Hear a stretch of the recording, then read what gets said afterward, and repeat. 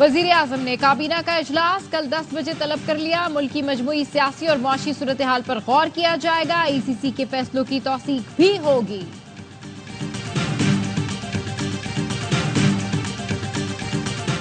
اسماعیل ہنیہ کی شہادت کل پاکستان میں یوم سوگ ہوگا۔ وزیر اعظم شہباز شریف کا حماس سربراہ کی شہادت پر گہرے دکھ کا اظہار۔ اتحادی جماعتوں کے اجلاس میں کہا بین الاقوامی قوانین کو پاؤں تلے روندا گیا۔ اسماعیل ہنیہ کی شہادت پر دنیا کی خاموشی لمحہ فکریہ ہے۔ اور بنگلہ دیش میں جماعت اسلامی اور اس کی طلبہ تنظیم پر پابندی عائد کر دی گئی۔ حسینہ واجد حکومت نے اپوزیشن پارٹی جماعت اسلامی کو عسکری اور دہشت گرد تنظیم قرار دے دیا۔ جماعت اسلامی کو حالیہ احتجاج میں تشدد کا ذمہ دار قرار دیا گیا ہے۔ اسماعیل ہنیہ کا جسد خاکی قطر پہنچا دیا گیا۔ تدفین کل نماز جمعہ کے بعد دوحہ میں ہوگی۔ حماس سربراہ کی نماز جنازہ تہران میں ادا کی گئی۔ آیت اللہ خامنائی نے نماز جنازہ پڑھائی۔ اور لسبیلا میں آسمانی بجلی گرنے سے 77 بکریاں ہلاک ہو گئیں۔ اسماعیل ہنیہ کو واٹس ایپ کے ذریعے ٹریس کیا گیا۔ فون میں انسٹال اسرائیلی اسپائی ویئر نے لوکیشن بتائی۔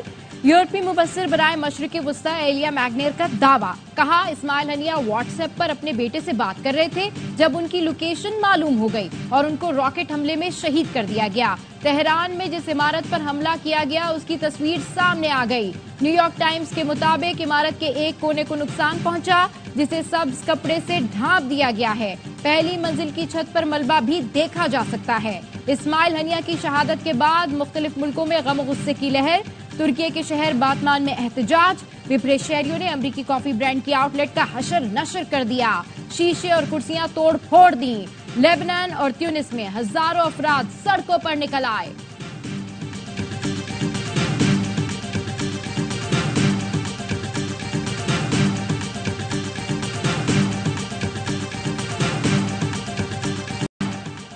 لاہور میں بارش کا 44 سالہ ریکارڈ ٹوٹ گیا۔ موسلادھار بارش نے شہر ڈبو دیا۔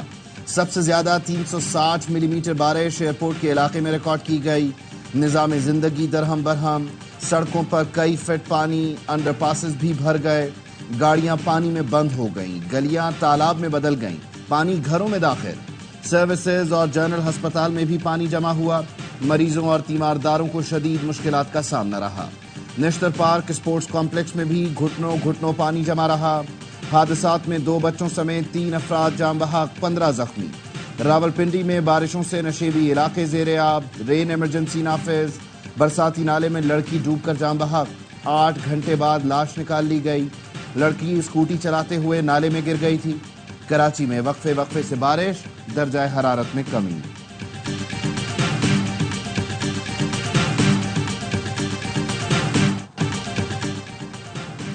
لاہور میں بارش کے بعد وزیراعلی پنجاب نکاسی کے کاموں کی نگرانی کرتی رہیں۔ سوشل میڈیا پر مختلف علاقوں سے متعلق اپڈیٹس دیتی رہیں۔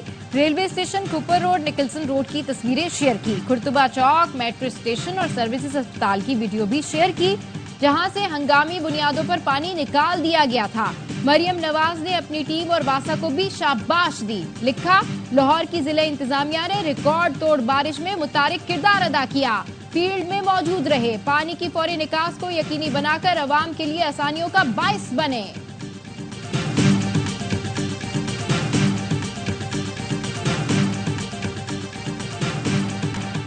اپریل 2019 میں لیفٹیننٹ جنرل فیض حمید نے جون تک پنجاب حکومت، دسمبر میں وفاقی حکومت لینے کی پیشکش کی۔ وزیر دفاع خواجہ آصف کا انکشاف، کہا 20 منٹ کی یہ ملاقات جنرل باجوہ کے سسر کے گھر پر ہوئی۔ فیض حمید نے کہا تھا ہم بانی پی ٹی آئی سے تنگ آ چکے، بانی پی ٹی آئی ایکسپوز ہو گئے ہیں۔ پاکستان تو کیا دنیا میں کوئی ایک آدمی بتا دیں جو ان پر اعتبار کرتا ہو۔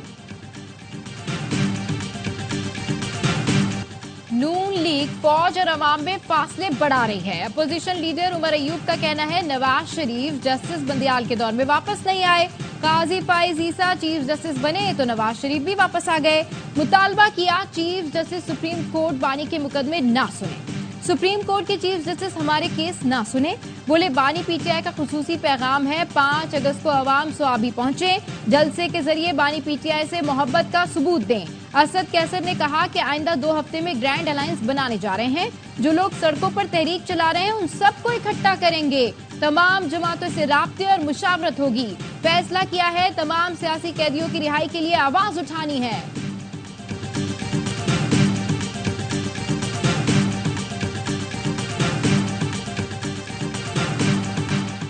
पीटीआई को फौज से किस बात के मुज़ाकरात करने हैं? फौज में भी फिर सियासत में मुदाखलत की सोच नहीं होगी। वफाकी वजीर एहसन इकबाल का इंटरव्यू, कहा फौज पीटीआई मुज़ाकरात पर कोई परेशानी नहीं, पीटीआई पर पाबंदी लगे या ना लगे ये तय है कि उसने रियासत पर हमला किया। इस तर्ज सियासत पर अमरीका और बरतानिया भी किसी जमात को सियासी किरदार की इजाज़त नहीं देंगे। दलाल चौधरी ने कहा कभी सिपाह सालार तो कभी मुनसिफ आला पसंद नहीं, ये चाहते हैं इन्हें मुनसिफ आला ऐसा मिले जो इन्हें गुड टू सी यू कहे। बानी पीटीआई कुछ अरसा नजरें झुकाते हैं फिर वैसे ही हो जाते हैं। उन्होंने तोशा खाना में वो काम किया जो दर्जा चहारुम का मुलाजिम न करे।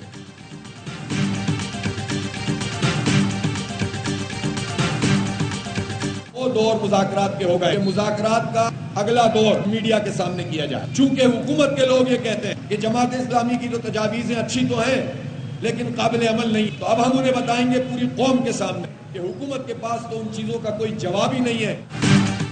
जमात इस्लामी ने मुतालबात तस्लीम करने के लिए हुकूमत को 2 दिन का अल्टीमेटम दे दिया। महंगी बिजली और टैक्सों के खिलाफ धरने से खिताब में हाफिज नईमुर रहमान ने कहा ये धरना हुकूमत हटाओ तहरीक में तब्दील हो सकता है।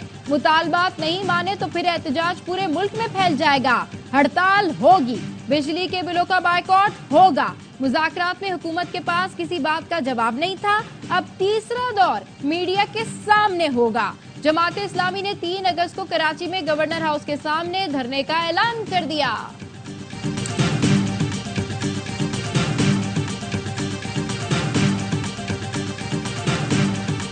अगर कोई समझता है कि वहां धरने से ऐलान करके हम उठ जाएंगे, देखिए ये मुनासिब तरीकेकार नहीं है। इसका तरीका यही है कि आप हमारा साथ दें, तजावीज़ दें, बंद कमरे में बैठें, खुले कमरे में बैठें, मीडिया के सामने बैठें, इस पर बातचीत करें, मगर मेरी उनसे दरख्वास्त होगी कि आप एहतजाज खत्म कर दें। IPPs का मसला सियासी नहीं, मामले पर मुशावरत जारी है। जमात इस्लामी एहतजाज खत्म करे, आए बैठे बात करे। वजीर इत्तलात अता तारड़ की प्रेस कॉन्फ्रेंस, कहा सस्ती बिजली सबका एजेंडा है, कुछ लोग इस मामले को सियासी मकासद के लिए इस्तेमाल करना चाहते हैं। MKM रहनुमा मुस्तफ़ा कमाल बोले IPPs के मामलात मईशत का सबसे गहरा जख्म है। वजीर आज़म ने यकीन दिलाया है कि इस पर काम कर रहे हैं, उम्मीद है बहुत जल्द अवाम को खुशखबरी मिलेगी।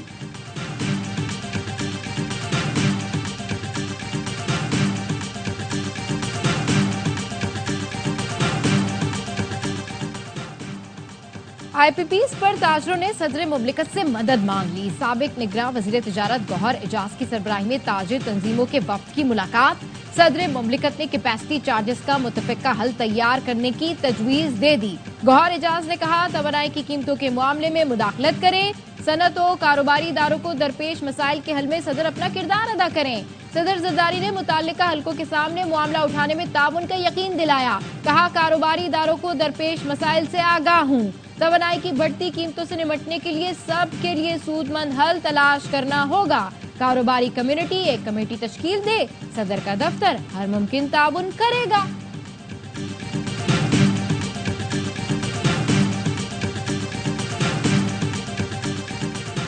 तवानाई सेक्टर की जानिब से 5 बड़े पावर हाउसेस को टैक्स फ्री अदायगियों का इंकशाफ।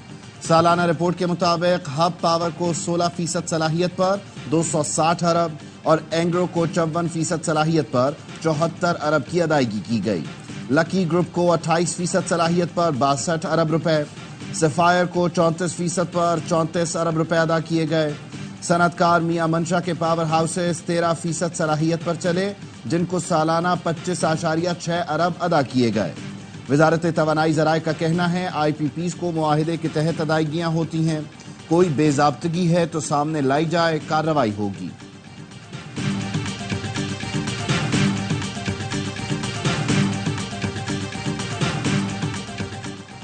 तहरीक इंसाफ के तर्जुमान रऊफ हसन की जमानत मंजूर। District and session court Islamabad ने पैका एक्ट के तहत गिरफ्तार दीगर मुल्जिमान की दरखास्त जमानत भी मंजूर कर ली। मुल्जिमान को 50-50 हजार रुपए के मचलके जमा कराने का हुक्म। FIA प्रोसिक्यूटर ने कहा 100 से ज्यादा व्हाट्सएप ग्रुप चल रहे थे जिनसे इश्तियाल फैलाया जाता था। भारत से बात करके बयानिया बनाया जाता है, फिरका वाराना मुहिम भी चलाई जाती है। بانی پی ٹی آئی اور بشرا بی بی کی توشہ خانہ کے نئے ریفرنس میں گرفتاری کے خلاف درخواست، اسلام آباد ہائی کورٹ نے نیب کو نوٹس جاری کر دیا، 8 اگست تک جواب طلب۔ بانی پی ٹی آئی کے خلاف پرانے ریفرنس میں چارج شیٹ عدالت کے سامنے پیش، وکیل نے کہا پہلے توشہ خانہ میں سزا ہو چکی، اسی پر اب نیا کیس بنا دیا گیا۔ پہلی سزا کی فرد جرم میں تمام 108 تحائف کا ذکر کیا گیا۔ جسٹس گل حسن اورنگزیب بولے وہ کیس گراف جیولری کی حد تک تھا، نیب نے پہلے بھی جیولری سیٹ مانگا تھا، آپ نے نہیں دیا، اب بھی آپ تحائف پیش نہیں کر رہے۔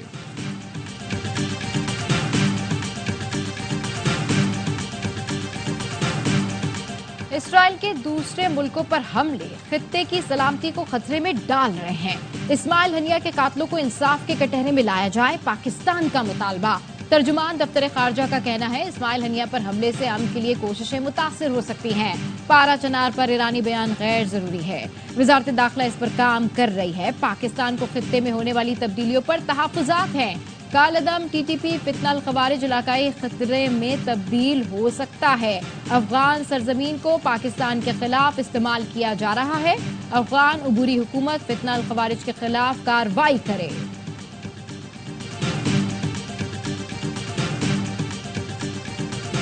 کہتے ہیں نا جی وہ ڈیڈ ٹریپ ہو گیا، پاکستان پتہ نہیں کدھر چلا جائے گا، مگر nothing will happen. Just don't worry. You predicted Pakistan will default once, twice and dozen time in 18 months. Pakistan did not default. We proved it. مایوسی پھیلانے والے سن لیں، پاکستان کبھی ڈیفالٹ نہیں ہوگا۔ نائب وزیر اعظم اسحاق ڈار کہتے ہیں محدود وسائل کے باوجود ترقیاتی منصوبوں پر کام ہو رہا ہے، ہر قسم کے چیلنجز کا سامنا ہے، ترقی کے سفر میں آنے والے اسپیڈ بریکرز کو ختم کرنا ہوگا۔ وزیر خزانہ محمد اورنگزیب کا کہنا ہے آئی ایم ایف سے چھٹکارے کے لیے اصلاحات ناگزیر ہیں، معاشی اصلاحات سے ہی ملک ترقی کرے گا، ہمارے پاس گنجائش اب بہت کم ہے، ہمیں آگے بڑھنا ہوگا۔ تمام پبلک انشورنس کمپنیز کو پرائیویٹ سیکٹر کے حوالے کرنا ہے، پرائیویٹ سیکٹر ملک کے لیے آگے آئے۔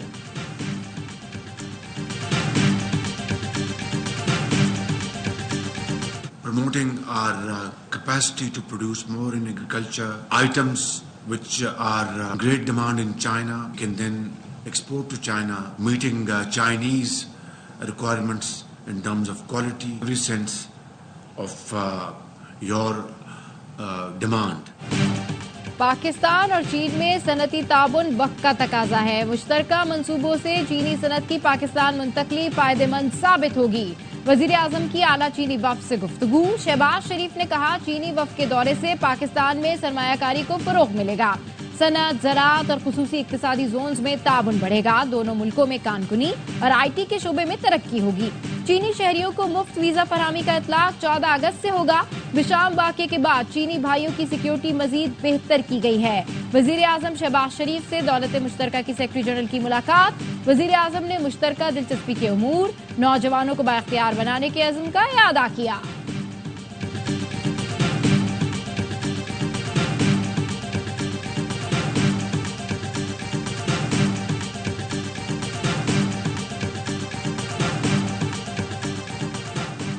سپریم کورٹ کا چیف جسٹس کی سربراہی میں لارجر شریعت اپیلیٹ بینچ کی تشکیل کا فیصلہ، 5 رکنی اپیلیٹ بینچ میں جسٹس نعیم اختر افغان، جسٹس شاہد بلال حسن، ڈاکٹر خالد مسعود اور ڈاکٹر قبلہ ایاز شامل ہوں گے۔ اپیلیٹ بینچ 5 اگست سے مقدمات کی سماعت کرے گا۔ ارشد شریف قتل کیس کے از خود نوٹس سماعت کے لیے 5 رکنی لارجر بینچ تشکیل، جسٹس جمال مندوکیل کی سربراہی میں بینچ ججوں کی دستیابی پر کیس کی سماعت کرے گا۔ دیگر ججوں جسٹس محمد علی مظہر، جسٹس عائشہ ملک، جسٹس حسن اظہر رضوی اور جسٹس اطہر اللہ شامل ہیں۔ چیف جسٹس 3 رکنی بینچ برقرار رکھنے کے حق میں تھے۔ جسٹس منصور علی شاہ اور جسٹس منیب اختر نے 5 رکنی بینچ تشکیل دینے کی رائے دی۔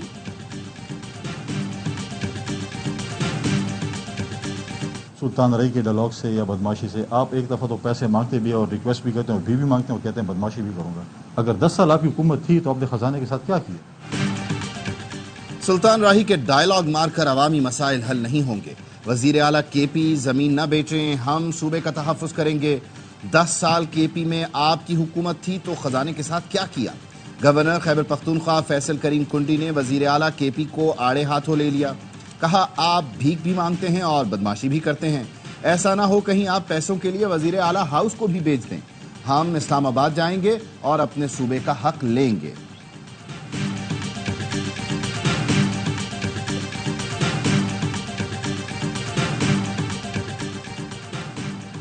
سندھ حکومت کا کمرشل گاڑیوں کی ڈیجیٹلائزیشن اور آٹومیشن کا فیصلہ، سینئر صوبائی وزیر شرجیل انعام میمن کہتے ہیں محکمے کو پروونشل ٹرانسپورٹ اتھارٹی سے سافٹ ویئر کے ذریعے منسلک کیا جا رہا ہے، روٹ پرمٹس اور رینیول کے نظام کو آن لائن کیا جا رہا ہے، ٹرانسپورٹ سے متعلق عوامی شکایتی مرکز بھی جلد قائم کیا جائے گا۔ صادق آباد میں شہید ہونے والے سب انسپکٹر سمیت 4 اہلکاروں کی نماز جنازہ ادا کر دی گئی۔ آئی جی پنجاب کا کہنا ہے پولیس افسر اور جوانوں نے عوام کے جان و مال کے تحفظ کے لیے جان قربان کی۔ پولیس کچے کے ڈاکوؤں اور شرپسند عناصر کو کیفر کردار تک پہنچائے گی۔ کچے میں پولیس مقابلوں کے مقدمات درج۔ ٹی ایل پی کی جانب سے چکوال کے صحافی کو دھمکیاں دینے پر human rights commission of Pakistan کا اظہار تشویش۔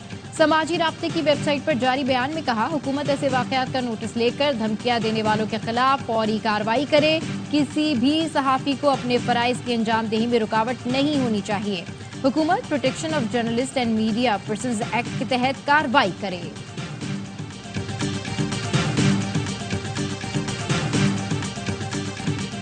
جنگی جنون میں مبتلا اسرائیل کو روکنے والا کوئی نہیں۔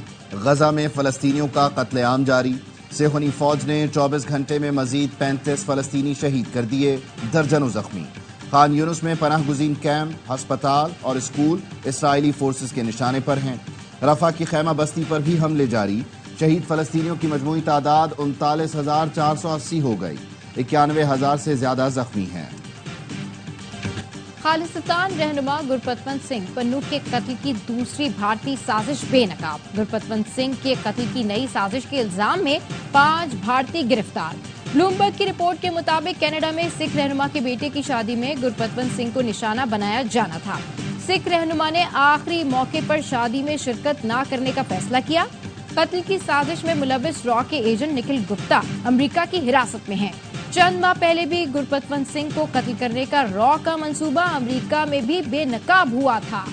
9/11 کے دہشت گرد حملوں کی مبینہ منصوبہ بندی کرنے والے 3 افراد اعتراف جرم کے لیے تیار۔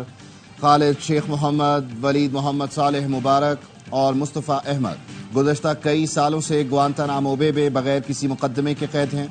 امریکی میڈیا کے مطابق تینوں افراد اپنا جرم قبول کریں گے۔ معاہدے کے مطابق مجرموں کی درخواستوں کے بدلے انہیں سزائے موت نہیں دی جائے گی۔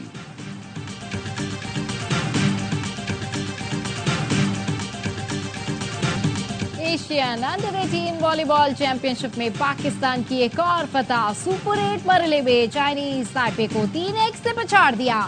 قومی ٹیم کا سیمی فائنل میں رسائی کا امکان روشن، کل جاپان سے مقابلہ ہوگا۔ پیرس اولمپکس میں خواتین باکسنگ مقابلوں میں تنازع، ٹرانسجینڈر باکسر کو خواتین کے مقابلوں میں شامل کرنا خطرناک قرار۔ الجزائر کی ٹرانسجینڈر باکسر ایمان خلیف نے اٹالین حریف کی ناک توڑ دی، صرف 46 سیکنڈ میں ہرا دیا۔ اٹلی کی وزیر اعظم نے انٹرنیشنل اولمپک ایسوسی ایشن کو ٹرانسجینڈر باکسر کو اجازت دینے پر سخت تنقید کی۔ وہ آیا، نشانہ لگایا، میڈل لیا اور چل دیا۔ ترکی کے شوٹر کے اولمپکس میں چرچے، یوسف نے مقابلے میں آنکھوں پر خصوصی لینس لگائے، نہ ہی کان پر سیفٹی گیئرز پہنے، ایک ہاتھ جیب میں، دوسرے سے شاندار نشانہ لگایا اور ترکی کو چاندی کا میڈل جتوا دیا۔ پیرس اولمپکس میں چین 11 طلائی تمغوں کے ساتھ سر فہرست۔ اولمپکس مقابلے دیکھیے اے اسپورٹس اور ARY ایپ پر براہ راست۔ اور قومی اسٹریٹ چائلڈ فٹ بال ٹیم ناروے کپ کے پری کوارٹر فائنل میں پہنچ گئی۔ پلے آف میچ میں مقامی کلب کو 5-0 سے آؤٹ کلاس کیا۔ پاکستان نے پہلے ہاف میں 1 اور دوسرے میں 4 گول داغے۔ کاشف نے 2، عبید اللہ، اویس اور محمد عیسیٰ نے 1-1 گول کیا۔